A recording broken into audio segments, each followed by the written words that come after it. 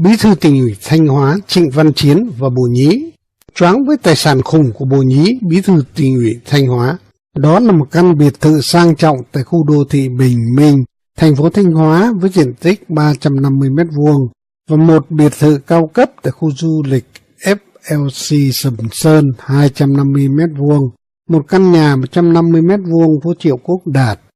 và một quần thể sân tennis cho thuê tại khu vực Hồ Đồng Chiạc, thành phố Thanh Hóa, một căn biệt thự tại quận Thanh Xuân, Hà Nội, 3 xe ô tô dòng cao cấp, trong đó có 2 siêu xe Cadillac, Mercedes. Đây mới chỉ là khối tài sản bề nổi của cô trưởng phòng nhà và bất động sản Sở Xây dựng Thanh Hóa Trần Quỳnh Anh. Cô hiện là Bồ Nhí, hay nói chính xác hơn là vợ bé của đương kim bí thư tỉnh ủy Thanh Hóa Trịnh Văn Chiến, sinh ngày 15 tháng 10 năm 1986. Trần Quỳnh Anh hiện là trưởng phòng nhà và bất động sản, một hot girl của Sở Xây dựng tỉnh Thanh Hóa. Nhờ có nhan sắc và một làn da trắng trẻo, Trần Quỳnh Anh từ một tạp vụ Liên đoàn Lao động tỉnh, Sở Tài nguyên và Môi trường, Sở Xây dựng đã được các đấng mày râu hám gái nâng đỡ và nhanh chóng leo lên chức vị trưởng phòng nhà bất động sản Sở Xây dựng. Cô cũng đang sở hữu một khối tài sản khủng đến nhiều chục tỷ đồng từ sự cung phụng của bí thư tỉnh ủy Trịnh Văn Chiến. Trần Quỳnh Anh luôn tâm niệm mọi phụ nữ đều sẽ cảm thấy an toàn trong vòng tay người đàn ông của mình. Bất kể anh ta có là trộm, cướp hay là kẻ bệnh hoạn hay là một tay chơi mạt hạng, miễn là có cảm thấy mình được yêu đủ đầy. Nếu cô cảm thấy bất an chưa chắc đã có nghĩa là bạn quá đào hoa hay phong lưu, nhưng chắc là cô ấy cần bạn yêu cô ấy nhiều hơn. Từ một nhân viên tạp vụ, nói đến tài sản và sự thăng tiến đến chóng mặt của cô bé năm nay vừa tròn 30, Trần Quỳnh Anh, thì bất kỳ ai cũng phải kinh ngạc. Khi nhắc đến tiểu sử của Trần Quỳnh Anh, người Thanh Hóa đọc vanh vách tốt nghiệp cao đẳng công nghệ thông tin Vinh, tỉnh Nghệ An. Trần Quỳnh Anh nhận và làm hợp đồng chân tạp vụ của Liên đoàn Lao động tỉnh Thanh Hóa vào năm 2008. Tại đây, Quỳnh Anh có một mối tình khá đẹp với con trai của đương kim trưởng ban tổ chức tỉnh ủy Cẩm Bá Tiến và dự định sẽ đi đến hôn nhân. Tuy nhiên không may cho Quỳnh Anh là ông Tiến đã lên cơn đau tim và qua đời đột ngột, nhưng cô đã rũ bỏ tình yêu một cách không thương tiếc. Biến đổi tiếp theo của Trần Quỳnh Anh là nhân viên tạp vụ của Sở Tài nguyên và Môi trường, sau đó là nhân viên tạp vụ của Sở Xây dựng tỉnh Thanh Hóa. Và cuộc đời của cô tạp vụ Trần Quỳnh Anh đã sang một trang mới khi lọt vào mắt xanh của Giám đốc Sở Xây dựng Ngô Văn Tuấn, còn có biệt hiệu Tuấn Phan. Hiện là Phó Chủ tịch Ủy ban Nhân dân tỉnh Thanh Hóa, một quan chức nổi tiếng là man rợ và bạo tàn.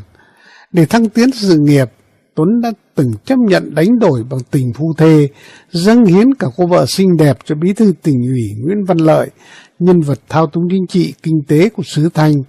từ khi còn đương chức cũng như khi nghỉ hưu từ hàng chục năm nay. Công cụ tình dục. Trở thành tình nhân của Giám đốc Ngô Văn Tuấn, Trần Quỳnh Anh lập tức được tuyển vào công chức Sở Xây dựng mà không cần có bằng đại học. Và cũng từ thời điểm này, cô không chỉ là tình nhân mà còn trở thành công cụ tình dục để Ngô Văn Tuấn thăng tiến trên con đường quan lộ. Điều này được chứng minh cụ thể nhất vào năm 2010.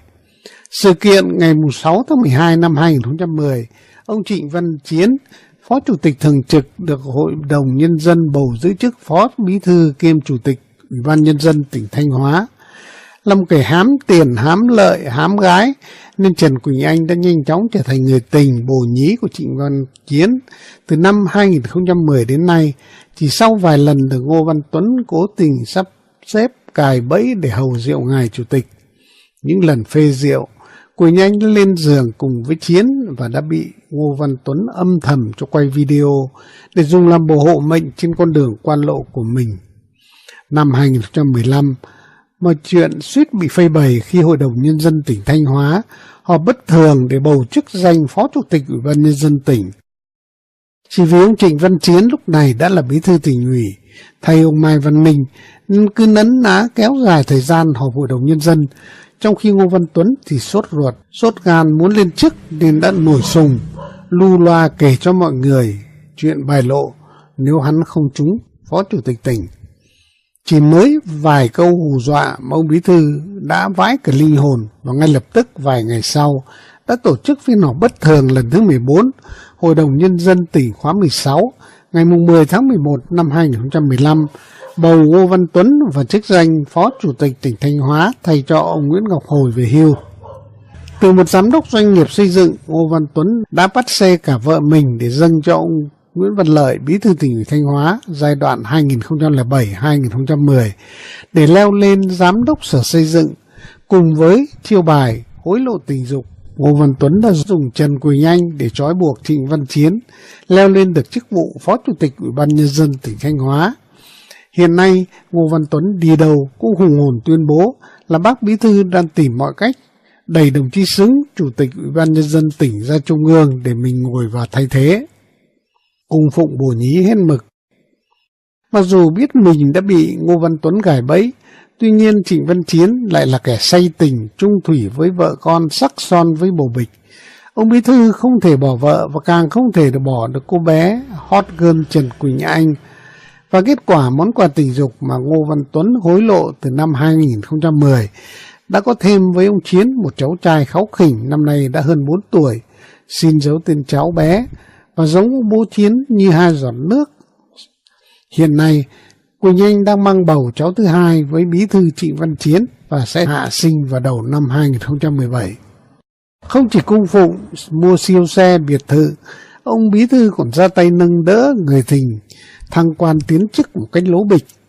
Trần Quỳnh Anh từ một vị trí một cô tạp vụ được đưa lên trưởng phòng nhà bất động sản của Sở Xây dựng, được ưu ái học xong thạc sĩ, Tỉnh ủy cử đi học lớp cao cấp lý luận chính trị để làm hạt giống đỏ, cán bộ nguồn và quy hoạch vào vị trí Phó Giám đốc Sở Xây dựng nay mai. Dự kiến Quỳnh Anh sẽ được nhậm chức Phó Giám đốc Sở Xây dựng trước khi hạ thành sinh cháu thứ hai với ngài Bí thư Trịnh Văn Chiến cuối năm nay. Nói thêm về đám lâu la lợi ích, Ngô Văn Tuấn nhờ vào bùa hộ mệnh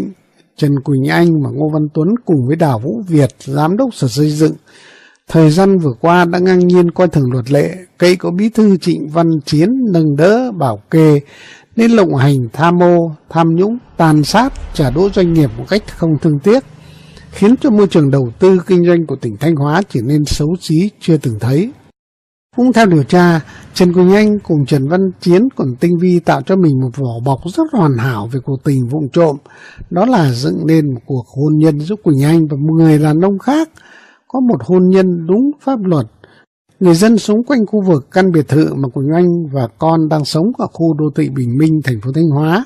thậm chí họ hàng bạn bè của cô ta cũng chưa một lần được gặp mặt chồng trong hôn thú. Hóa ra, để hợp thức chuyện tình cảm với ông Chiến, Trần Quỳnh Anh đã kết hôn giả với một người đàn ông Việt sinh sống và làm ăn ở nước ngoài, và còn tặng cho anh này món tài sản trị giá 6 tỷ đồng để đánh đổi sự im lặng. Đây là một chiêu bài rất cao thủ của ông Bí thư Trịnh Văn Chiến và cô vợ bé Trần Quỳnh Anh.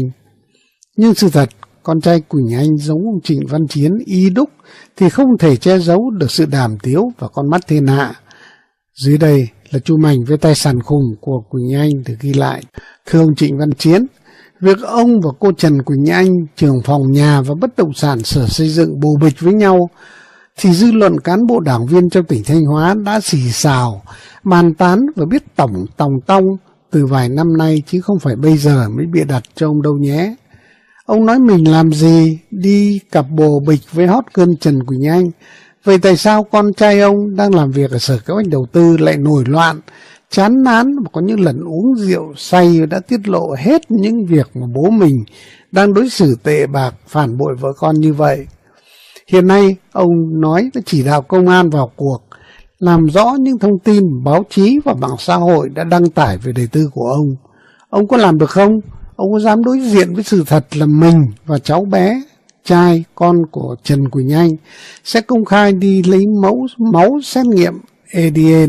để công bố cho thiên hạ biết là mình vô cùng trong sạch, tôn trọng chế độ một vợ một chồng hay không?